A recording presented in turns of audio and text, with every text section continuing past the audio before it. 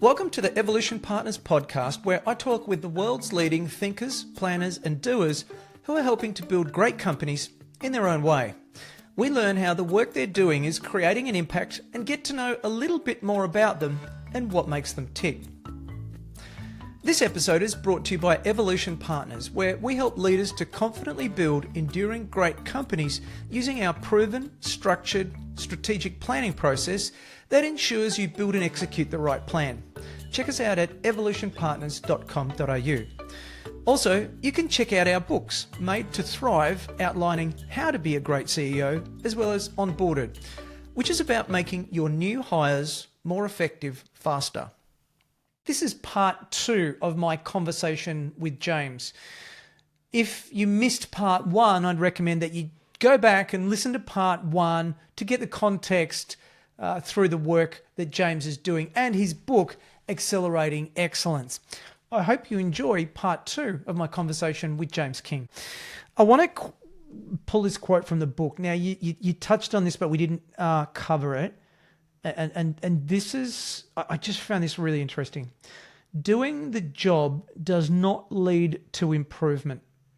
Continually doing the same job for years doesn't improve our mental structures. It's a bit like running on the same course around the same park week after week, month after month. It doesn't make you any better apart from being better at running that same course. So how do people improve when they're in the same job? Yeah.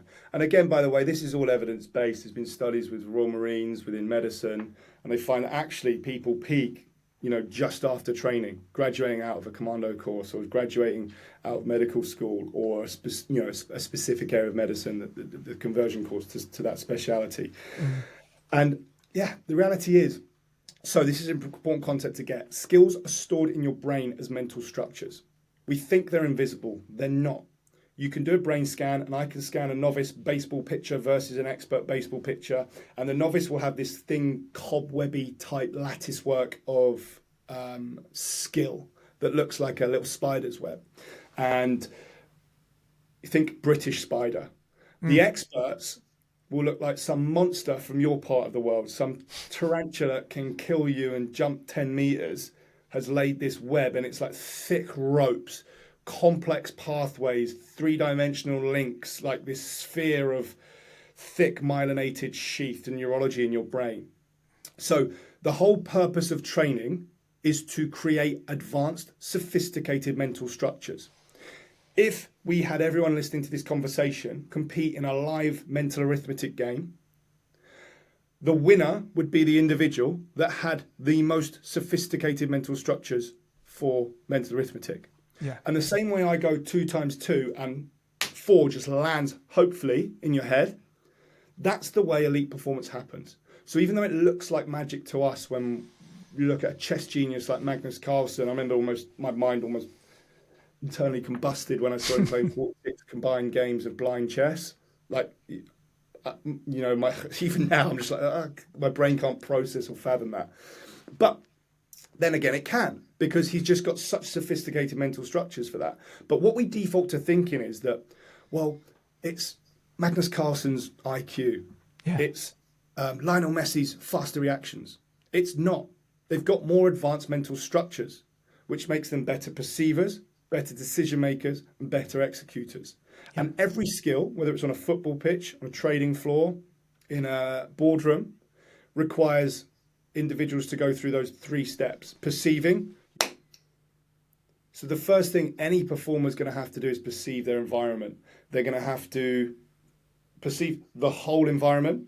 And if they miss big bits, then that's a big problem. And that's the first area skills can break down, or your team can be, if there are issues in your team, you need to check, by the way, go through this as a step list, because it'll be because one of or multiple of these areas are going wrong. So they're not perceiving the problem properly to begin with, and missed information. The next thing is they then need to pay attention, because you've only got so much, on the right things. So they must be able to do that. That's the next stage of skill acquisition. And again, any craft, on a football pitch, on a trading floor, or a boardroom. Then they must anticipate future action. So they must be able to anticipate what could happen and where they could spend their attention moving forwards. Then we move to the decision. This is where we transition to the decision making aspect of skill. And that is, that then requires them to identify potential patterns, recognize what might be going on. Then they need to consider potential options about what they could do to potentially counteract the threat or capitalize on the opportunity. Then they must calculate. There must some calculations. Which one probabilistically is the best option to take? Then they must actually make a decision. And again, some people just can't do that. They do everything right to here, but then they're just like, and you see that on trading floors, you see that in military environments, and I'm sure you see it in every other environment as well, definitely in sport as well. Then the final phase is the easy bit, execution. So then they must make the pass, click the button, make the trade. And it's, my experience is that where most go wrong is they spend way too much time training executors, which is the sort of recite, regurgitate, repeat, learning recipes, rather than developing what I would describe as innovative chefs. So I can buy Gordon Ramsay's cookbook and I can follow the recipe and make an okay meal. But one thing goes wrong, one thing changes, one of the ingredients missing, and my whole skill and performance stops. And that's where, when it comes to skill acquisition, we want advanced mental structures that create great perceivers and world-class decision makers. The execution is the easy bit that can just be repped out with some hard work and determination. It does not give you an edge across time. So when it comes to creating advanced mental structures, just working for 10,000 hours isn't going to cut it. Again, it's not how much you practice, it's how much you practice under some specific conditions. There are 7. I won't go into them all today, but a few really important ones you need to get right. And I'd probably say them in order of priority. First up, you need to understand what it takes to win in respect to your craft. As an example, in tennis, 86% of points are won through the first serve, return serve, second serve. So your training should proportionally reflect that. Yeah. Otherwise, you've got big problems. Then, secondly, another question to ask is probably, well, where specifically are you? Again, bringing it back to you, because performance is all about you, and you are the expert on you, and it must be bespoke to you. Can't emphasize that enough. But where are your skills breaking down specifically? So, for example, if I am losing tennis matches because my second serve is terrible, then practicing my first serve isn't going to make me a better tennis player. Yeah. Again, no matter how ambitious I am, how hard I try. Okay, and most training is cookie cuttered. Another level deeper there is, why is my second serve failing? Again, I've talked through that perceived decision making, executing. You can have, and we had this at Mandara all the time, traders could be failing for the same objective outcome reason, but their skill could be breaking down because one failed to perceive the information correctly, one didn't consider enough options, one didn't calculate enough which one was the best one to pursue, one just couldn't make the decision, one just had weak execution. So symptomatically, we see them all failing in the same area. But where most organizations or trading floors would go wrong there is they'd have them go and do the fix that skill drill. Yeah. But it's not about fixing that skill. It's like designing and recreating simulations that accurately reflect and challenge you in the area that you are specifically breaking down. And again, that's what world-class and outliers, that's what outliers do. Again, whether they've been fortunate enough to land the best coach, that again, a lot of them don't consciously get it, but they're doing these things unconsciously. And the other one I'd say that's really important is you've got to be in the adaptive zone.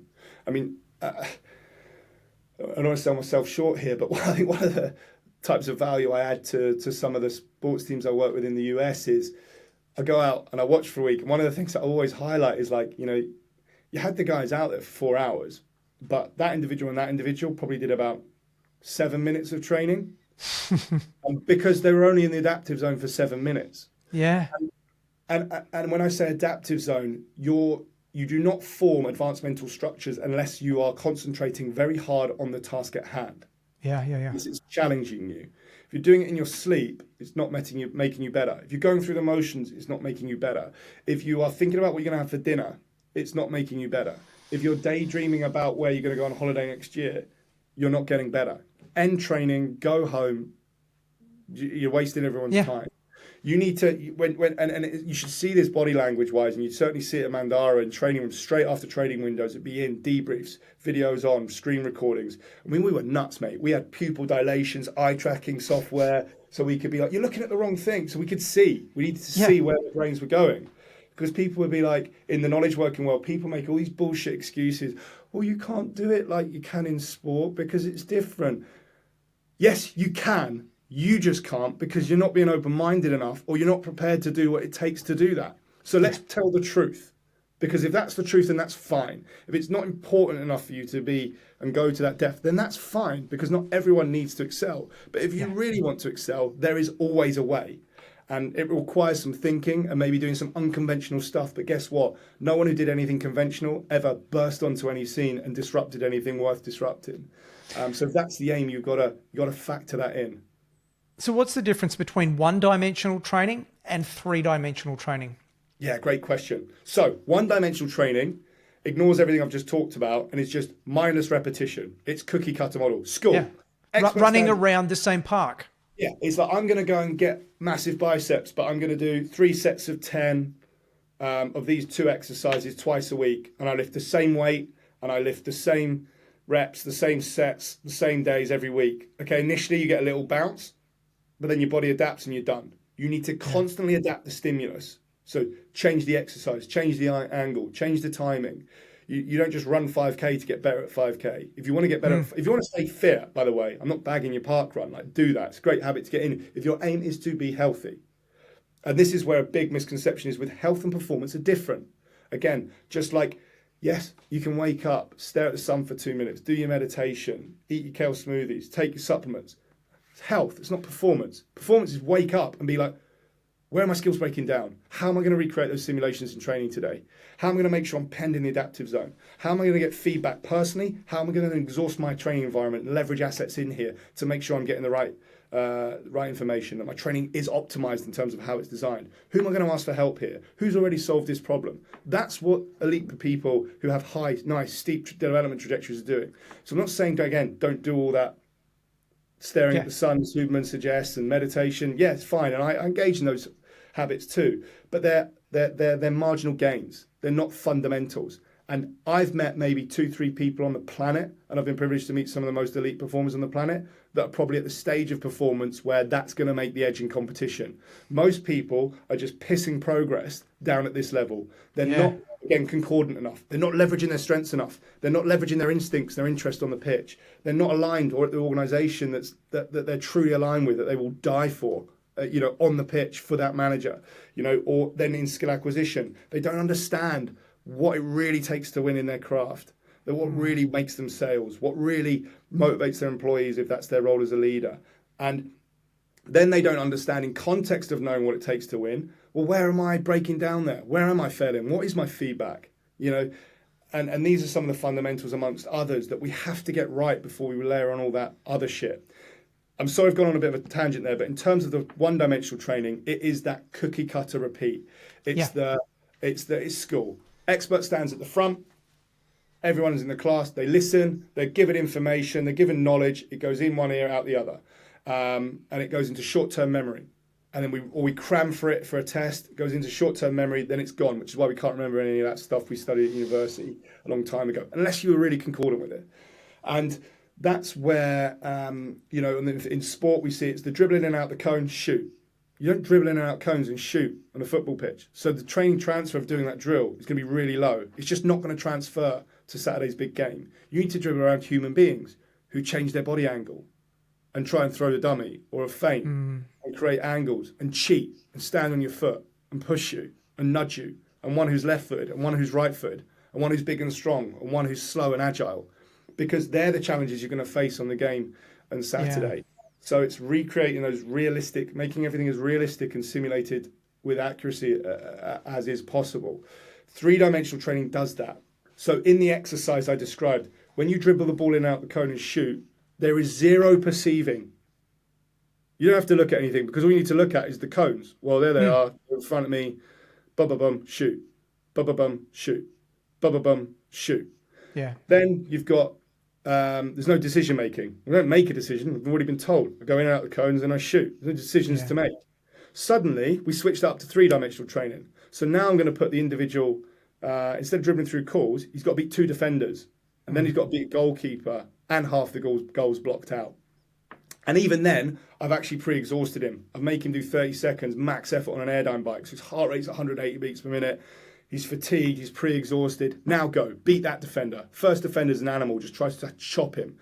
Okay, I need to perceive, oh my God, he's someone who's going to chop me. Can he do that? Does he even notice that that's who this individual is and what problems he might present? So, because that's going to dictate what tools he pulls from the toolbox to solve that problem.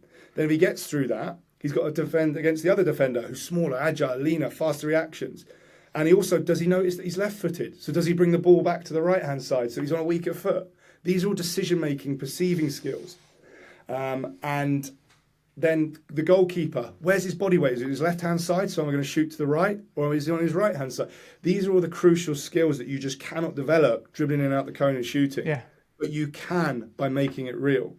And it's the same, and that's exactly what we did, at Mandara, and we've done it in multiple areas within the knowledge working world. So it is possible. Because again, I know there's going to be some people listening to this, and I'm talking to you, and I know what you're thinking. You're thinking, yeah, but I can't do that. You can, and I'll show you how in some of those links in the show notes. Awesome. But yeah, does that answer the question there? It definitely does. Yeah, don't do the same thing over again. You've got to switch it up. It's got to be expanding the neurons. It's a good way to think about it. Anything that's really important, you cannot do it unless you have to do three-dimensional training. So school, shit. Knowledge doesn't change behaviour. Information, fed in, expert at the front. Since 1086, that's what's been going on at Oxford University. It's the same now. Expert at the front, I'm a genius, I'm going to tell you all this stuff, and then you learn it, memorize it, regurgitate it, repeat it. Doesn't change mental structures. Guess what? Individuals with the highest IQ do best. Guess what? They've got no advanced mental structures that are really any good to the organizations they go on to serve or work with. But then think about something like driving. There's risk there. There's no risk in someone studying English at Oxford that they graduate and they're going to kill anyone. Driving a car there is. That's why one of the most high performance things most people will do will be when they're 2 years old, which is learning to walk, then it will be learning to speak, and then it will be driving a car. They're probably most people's 3 most elite things they do. And it's because they align with all these principles of elite performance. Because when you're learning to drive a car, you can't just memorize what to do. You got to do it. You have to get in the car. You have to perceive, the clutch, the gear, it makes that noise. Okay, when it makes that noise, I have to start to think, now I need to control my foot and do it. And then you mess around and feel like an idiot. I certainly felt the first time I sat in a car like, oh my God, how the hell am I going to do this? And I had the external pressure like, oh my God, I don't want to fail my test. The boys will give me a load of shit. So you have to perceive. You can't just you can drive in a car park for a bit where you're not going to kill anyone. Hopefully if it's quiet.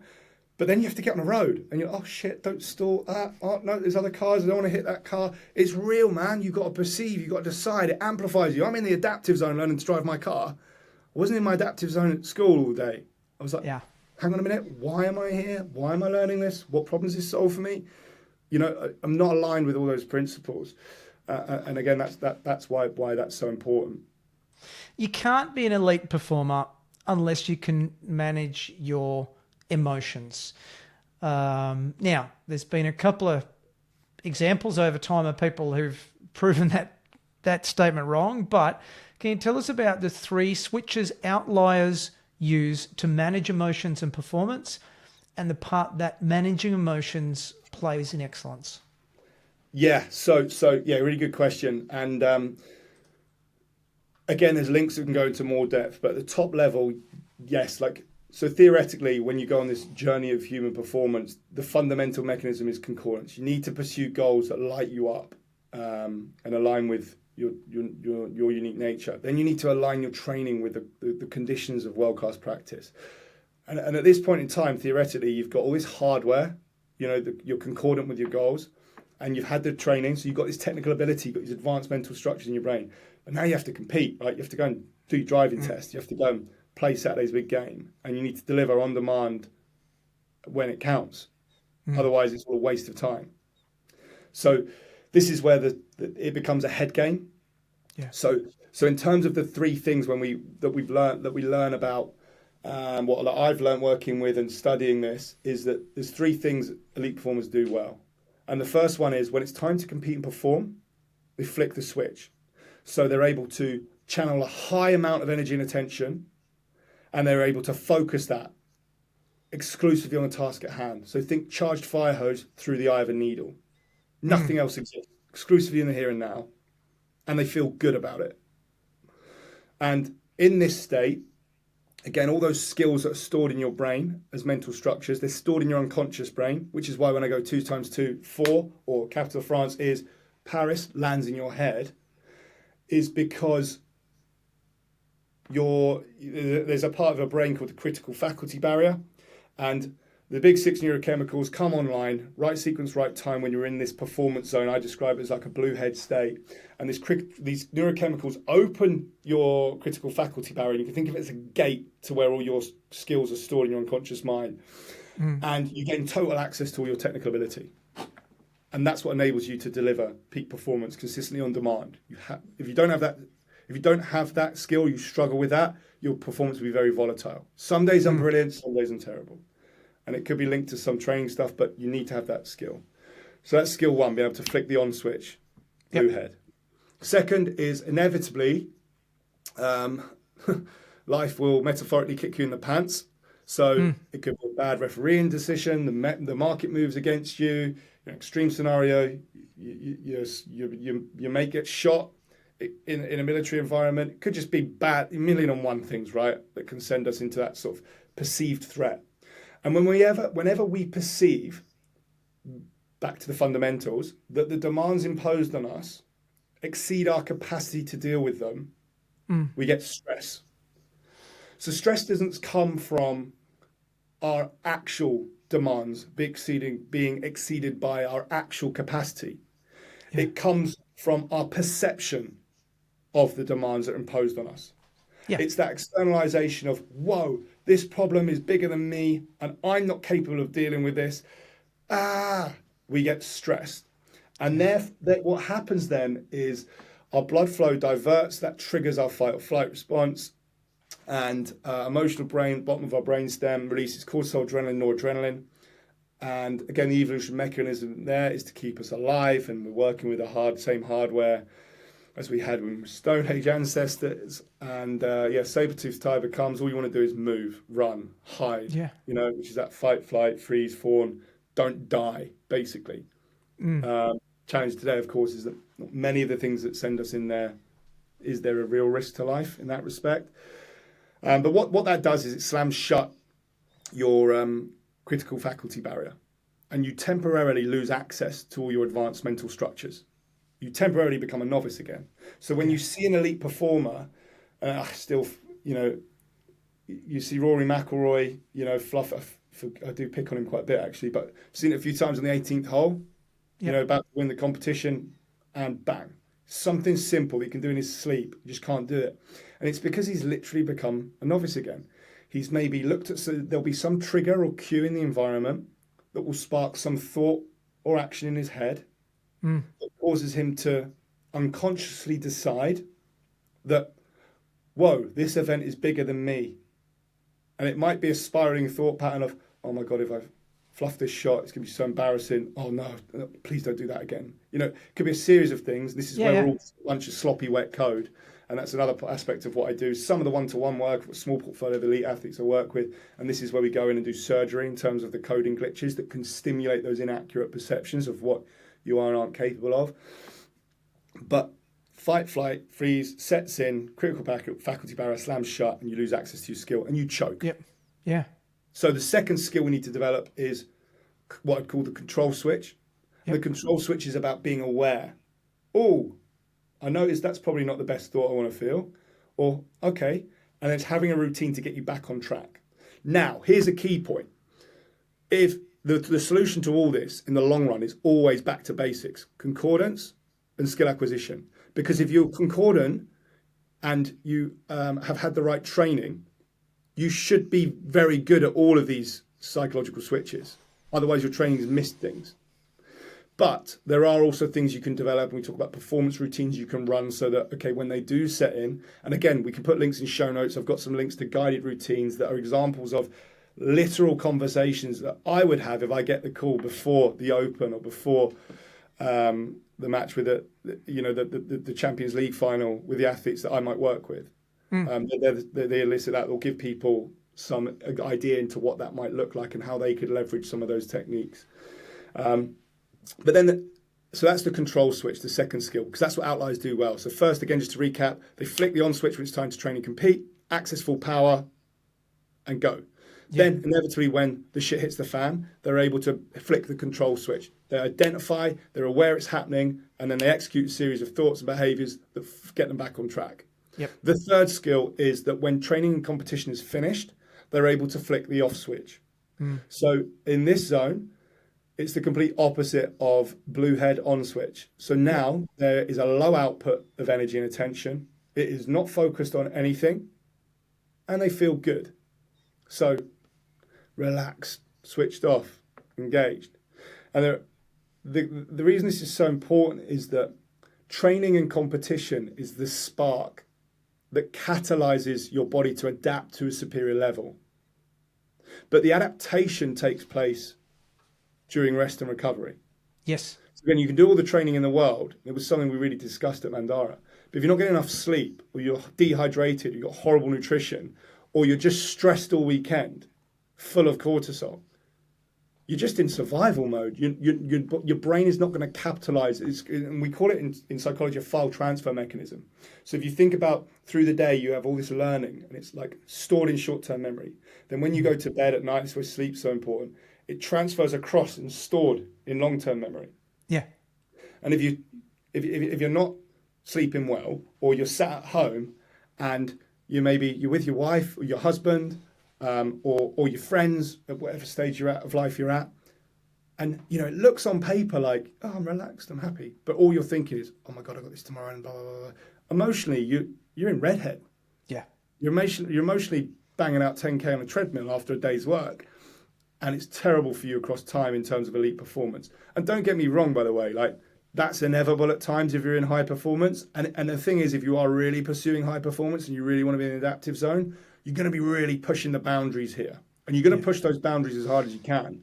But you push them so far and that's it. And you have to back off because you need to be able to flick that off switch as well as the on switch. And elite performance is almost that, in an ideal world, the oscillation between blue head, green head. I call it green head, the off switch. And then inevitably, bang, patch of red. Okay, let's deal with it. And obviously in training, we're going to factor in those red head moments and inoculate them against them in training. Yeah, I think it's got some real applicability, as you would quite clearly know, to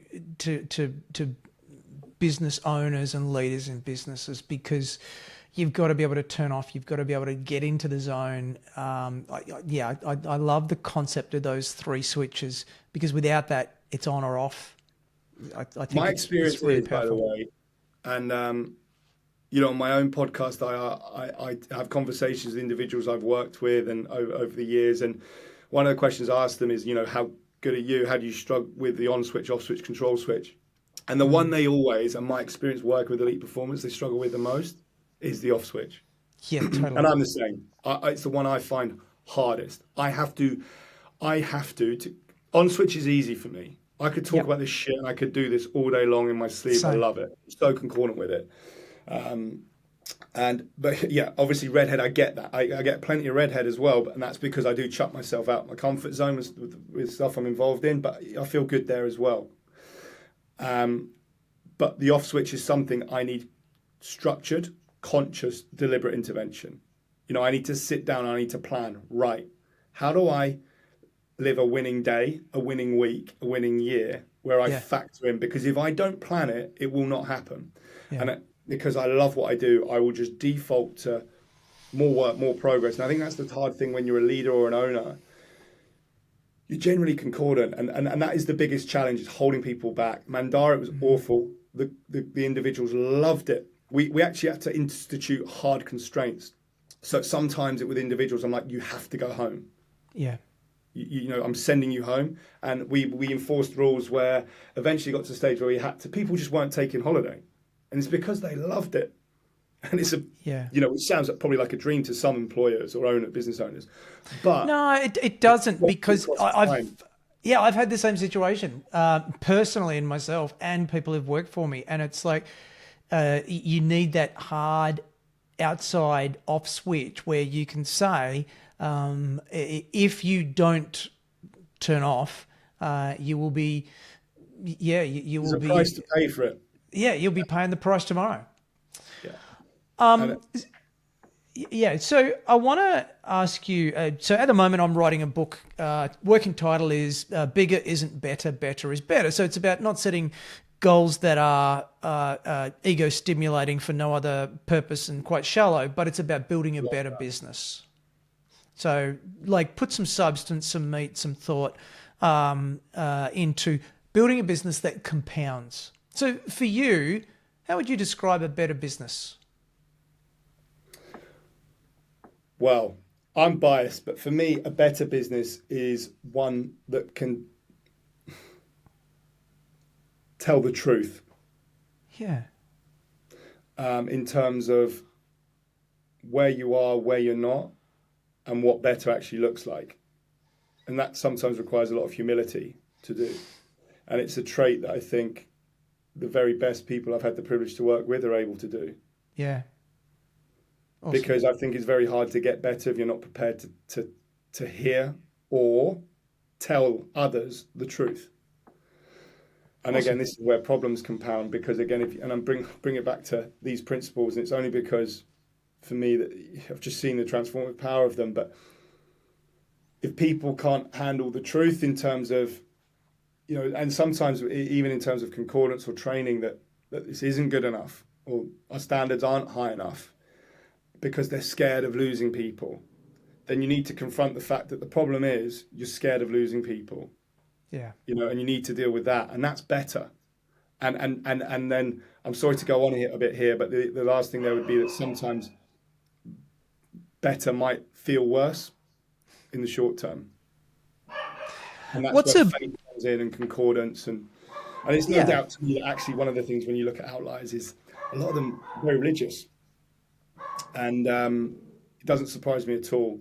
The more and more I study elite performance, that sort of faith and hope and the irrational odds you sometimes face to become an outlier in any, I mean, quite frankly, outlier. You are a statistical anomaly.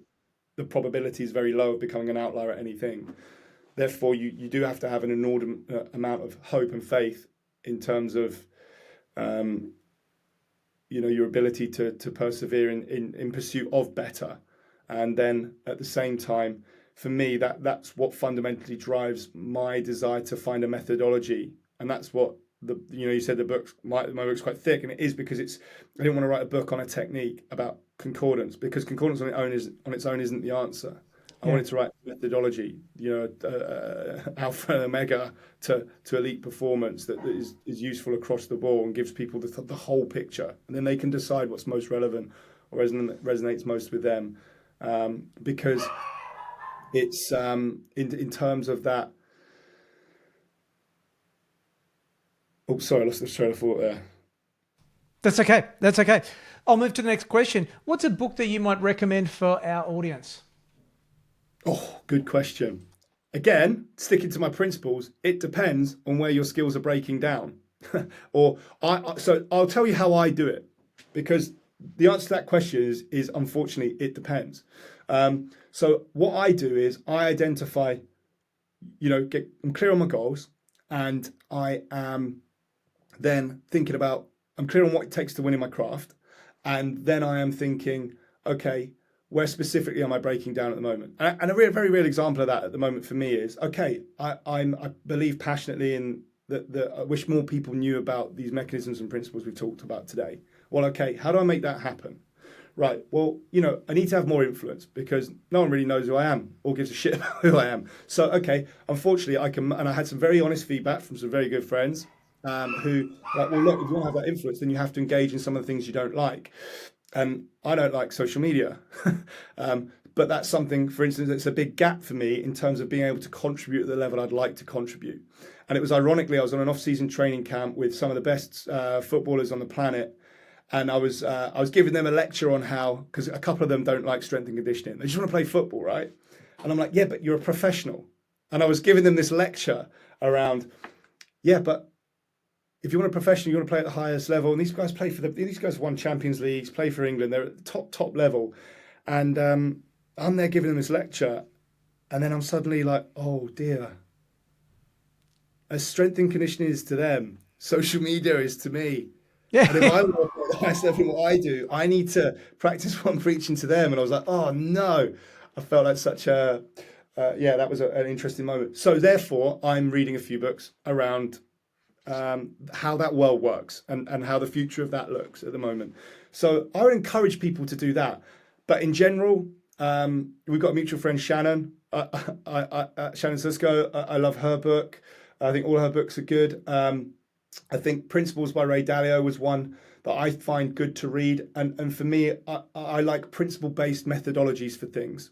So I like, because again, that's what I wanted to do in this book. It would create a methodology because it moves us away from this daring risk or dream chasing exercise to set of logical actions. And back to the Mandara example, Alf's reaction when I rang him and said, well, when he saw that the guys had made 200 grand that day, it proved to me he was on a dream chasing exercise, because someone who's got a methodology doesn't act like that. Because it's like, well, yeah, of course I did that. And that's why you'll notice in elite performance. So I've been in rooms with individuals after they've become won world title fights, won Premier Leagues, and everyone's actually quite calm. Because they're like, well, that was the goal. We did it. Cool. And it's fun, but they're very nonchalant.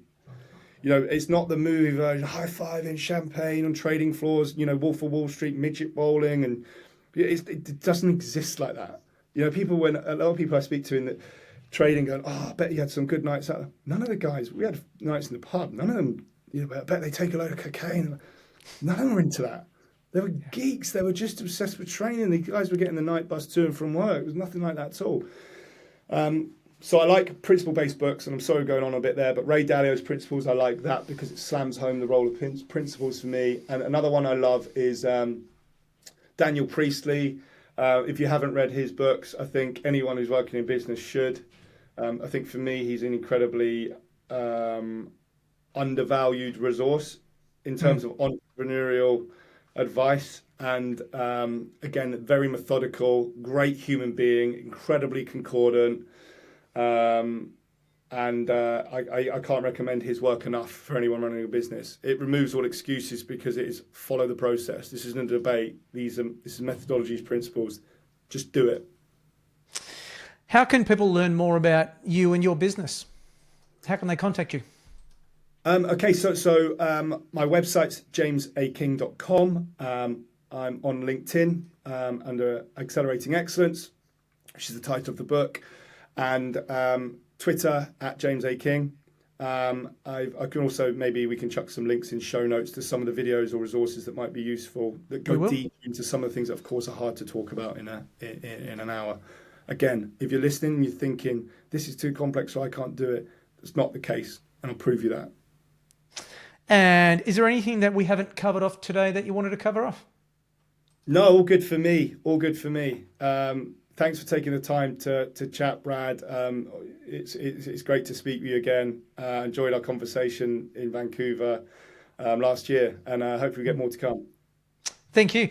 And thank you so much for sharing your wisdom today, James. It's been a pleasure getting to kind of learn a bit about what's going on behind the scenes and what happens in the book. So thank you so much again for your time today, James. Oh, it's been an absolute pleasure, and thank you for everyone who's listened to the end. If you've made it to the end, thank you, and please take note of the fact you've made it to the end. It proves that this is something that is important to you and that says a lot about you. So the key thing I'd say is let's not become that lecturer at Oxford. If something's resonated, act on it.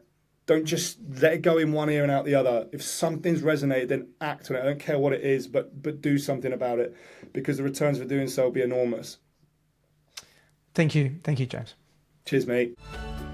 Well, I hope you enjoyed the episode as much as I did. If you'd be kind enough to leave a review for the podcast, that'd be really helpful to other like-minded entrepreneurs, and then we can grow our community.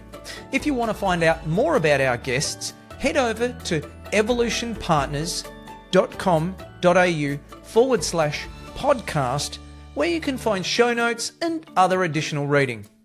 Hope to see you back next week. Until then, keep thriving.